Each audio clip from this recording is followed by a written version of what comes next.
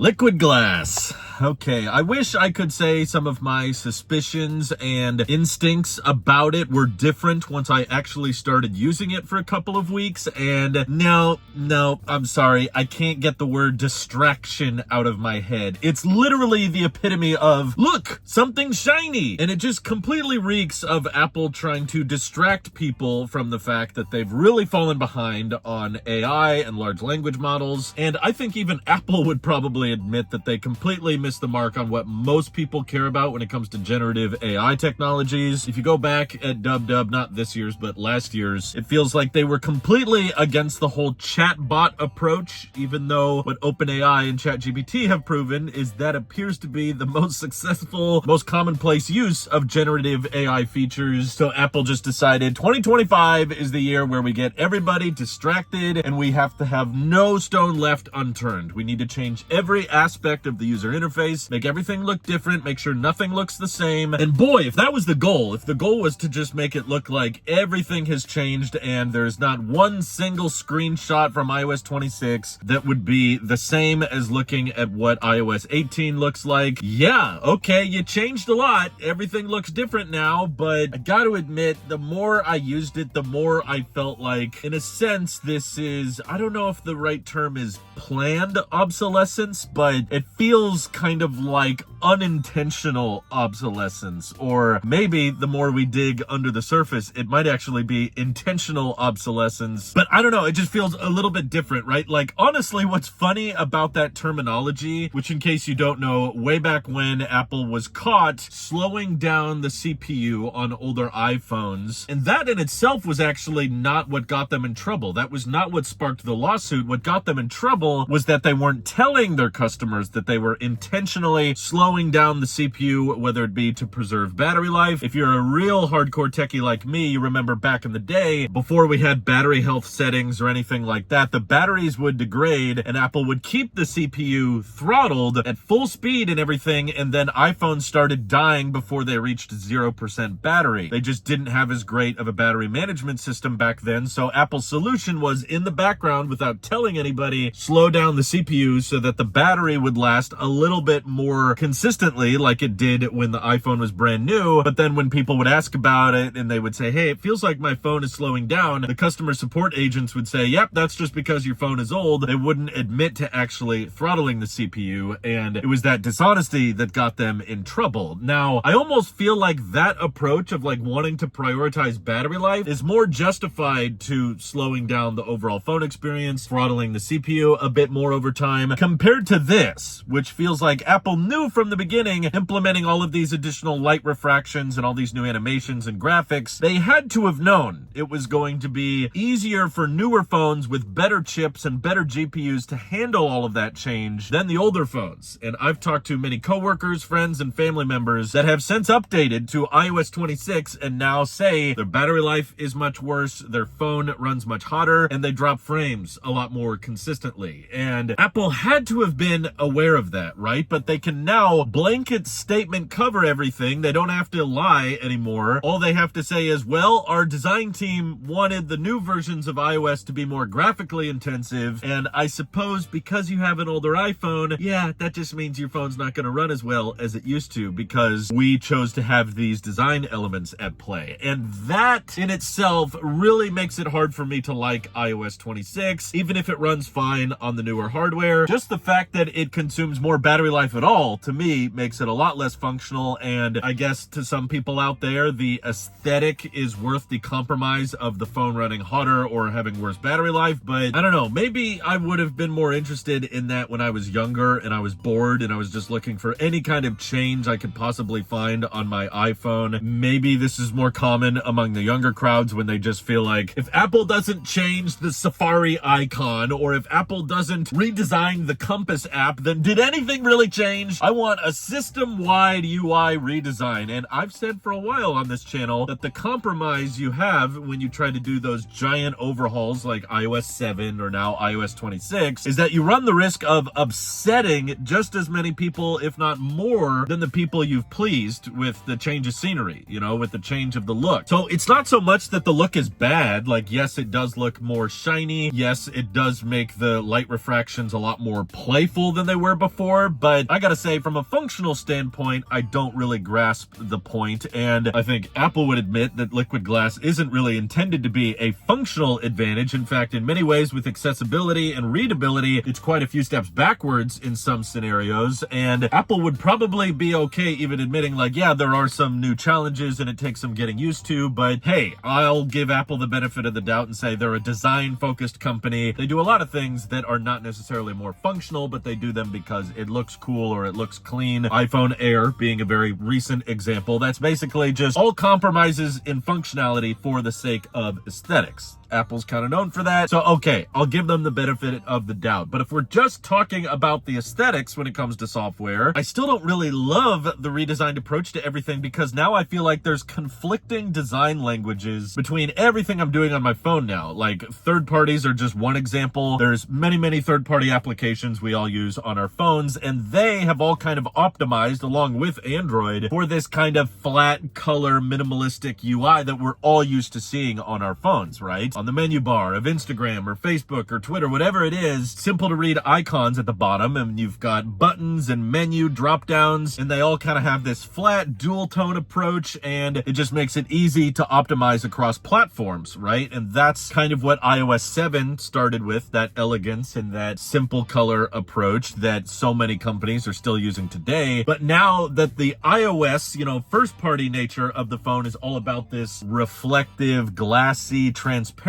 look, in many instances, I feel like that kind of comes in clash with a lot of the third-party applications. And I know a lot of you are probably just going to say, well, it takes time. You know, it was the same thing with the move from iOS 6 to 7. But my point is, moving from iOS 6 to 7 was actually visually simpler, okay? It was actually less taxing on our GPUs because they didn't have such high resolution and so much detail in colors and complexity with icons, with drop-downs, because the iOS 6 days was more skeuomorphic. It was more trying to make menus and icons look like real-world objects just in a 2D space. But liquid glass, I think, is by design a lot more graphically intensive to render, nor is it visually simple. In fact, if anything, there's many situations where if you have too much liquid glass thrown at you at once, it's actually more visually busy. In fact, it's kind of super obvious when you're optimizing your lock screen and the time widget on your phone, and they're trying to make that all shiny, and the notifications you get, those are translucent and you can kind of see through them, but you can still read the text. But then you've got like the time at the very top of the phone, and you got your battery icon, and you got your cellular bars, but those are all still old-fashioned iOS 7 flat, right? Like, they're just text numbers because I guess they're too small to make shiny and refraction. So I feel like there's still, even in the first-party applications, some contradictions with UI, where on one hand, you've got this overlay menu that expands at the bottom in the Notes app, and that's made to look kind of translucent and shiny, but then you've got menu options that are more 2D and don't have that light refraction. And I feel like Apple was trying to distract us with, ooh, something shiny, everything's got to look translucent and pretty, probably because it makes for great demo. First time you use it, you're like, whoa, okay, everything looks different. But like when I first showed iOS 26 to my wife, her reaction was, this feels like it's the kid-friendly version. Kind of like how baby toys always have to be so colorful and have pretty lights and make sound, and they have to interact more, and they have to have more animations every time you press something. Like, whoa, look at this button, look at this menu, look how much it moves back and forth, it's shiny. And there is probably some psychological evidence that fires off more dopamine in our heads whenever we're like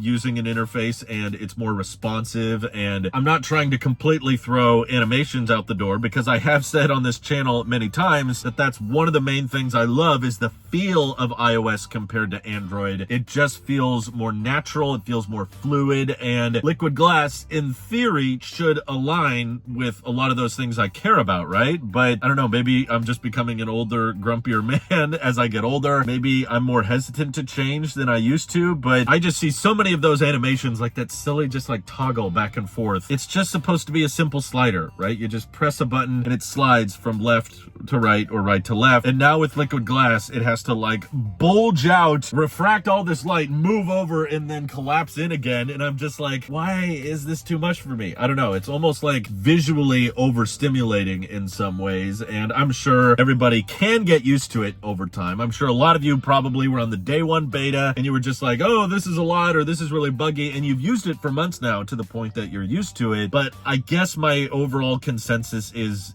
why is this something we have to get used to? Especially if it comes at disadvantages when it comes to battery life and thermals and overloading our graphics chips. This is all avoidable. And I don't think that fluid and good animations necessarily have to be very graphically complicated, right? Like, I think there was a way to make this version of iOS still feel like iOS, still make it feel very fluid and still make it feel very functional, but also run on older hardware just fine and maintain battery life or boost it. That's what iOS 12 days were all about, right? It was like, apps open faster now, it's more efficient UI, and your battery life should improve with this version. That's the kind of iOS that I want to see. But again, this was a year of distraction. We have to get people off of the shortcomings of Apple Intelligence and just get them used to the fact that, okay, things have changed, things look different now. And for the love of God, Apple, can we just settle on a Photos app design? I can't get over how many times it's been changing. iOS 26 Photos app is different from iOS 18, which is different from 17. Every time I update my phone, I can't figure out where photos are anymore. It's just too much change, and I think iOS 17 probably had it best. I used an old iPad the other day that was running an older version of iOS, and I couldn't believe how simple and easy it was to navigate the Photos app from my current iPhone. I was like, wow, everything's just right where I need it. This is so easy. This is so simple. One positive I will give iOS 26, though, that is very functional and extremely useful for my daily use cases, is now you can take a screenshot and highlight the text from that screenshot and copy it, paste it in another app. You can't do that on iOS 18 for some reason. You have to screenshot the photo and then save it to your photo library before you can actually highlight the text on it. So as far as actual functional benefits of iOS 26, that's my favorite feature. Absolutely love that. Would use that all the time on my old phone. But yeah, my iPhone 16 is still rocking iOS 18. It's holding up great. Every once in a while, the camera app doesn't launch when I want it to. But aside from that, I'm very happy with it. So I'm just holding on to the iPhone 16 with iOS 18 for the time being until this becomes unusable, or maybe the folding iPhone will impress me next year. We'll see. Feel free to let me know all your thoughts on iOS 26 down in the comments below. And thank you to everybody supporting this channel directly. It seriously helps us out a ton, as does just watching these videos. And thanks again. This is your Help Sheep here, and I will see you all in the next one.